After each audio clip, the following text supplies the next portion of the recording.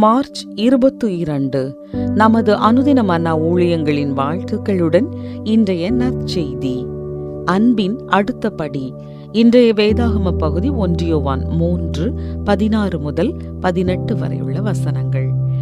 அவர் தம்முடைய ஜீவனை நமக்காக கொடுத்ததினாலே அன்பு இன்னதென்று அறிந்திருக்கிறோம். நாமும் சகோதரருக்காக ஜீவனை கொடுக்க கடனாளிகளாயிருக்கிறோம். ஒருவன் இவ்வுலக ஆஸ்தி உடையவனாயிருந்து தன் சகோதரனுக்கு குறைச்சல் உண்டென்று கண்டு தன் இருதயத்தை அவனுக்கு அடைத்து கொண்டால் அவனுக்குள் தேவ அன்பு நிலை கொள்ளுகிறது எப்படி?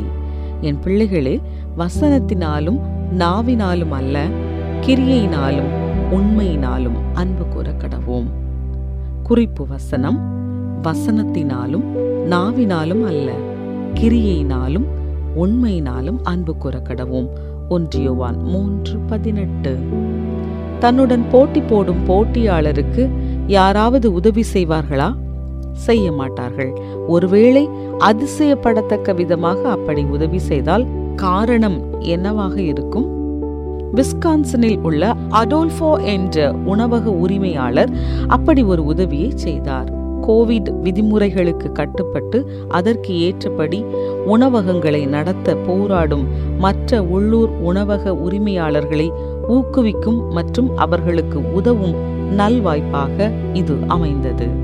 ஒரு தொற்று நோய் சமயத்தில் வணிகம் செய்வதில் உள்ள சவால்களை விஸ்கான்சனில் உள்ள அடோல்ஃபோ என்ற உணவக உரிமையாளர் அப்படி ஒரு உதவியை செய்தார். கோவிட் விதிமுறைகளுக்கு கட்டுப்பட்டு அதற்கு ஏற்றபடி உணவகங்களை நடத்த போராடும் மற்ற உள்ளூர் உணவக உரிமையாளர்களை ஊக்குவிக்கும் மற்றும் அவர்களுக்கு உதவும் நல்வாய்ப்பாக இது அமைந்தது.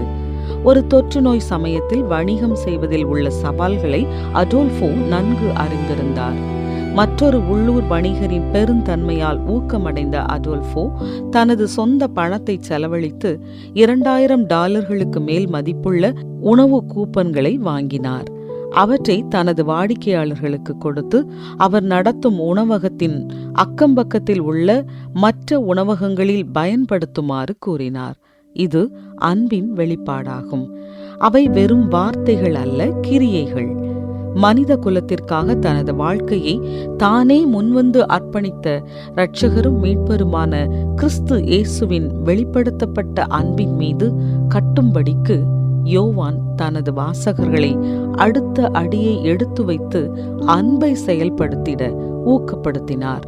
யோவானை பொறுத்தவரை நாமும் சகோதரருக்காக ஜீவனை கொடுக்க கடனாளிகளாயிருக்கிறோம் என்பது இயேசுவால் எடுத்து காட்டப்பட்ட அதே வகையான அன்பை வெளிப்படுத்துவதாகும்.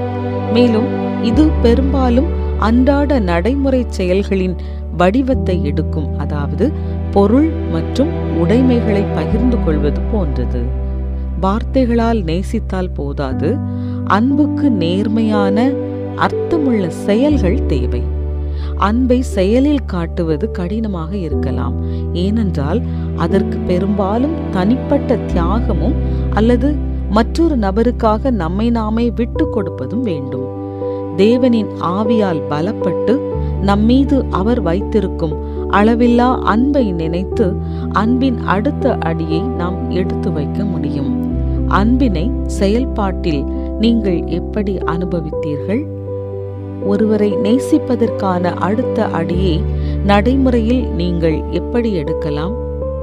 அன்புள்ள இயேசுவே, முன்மாதிரியை பின்பற்றி இன்று என் செயல்களில் உண்மையான அன்பை வெளிப்படுத்திட அடுத்த அடியை எடுத்து வைக்க எனக்கு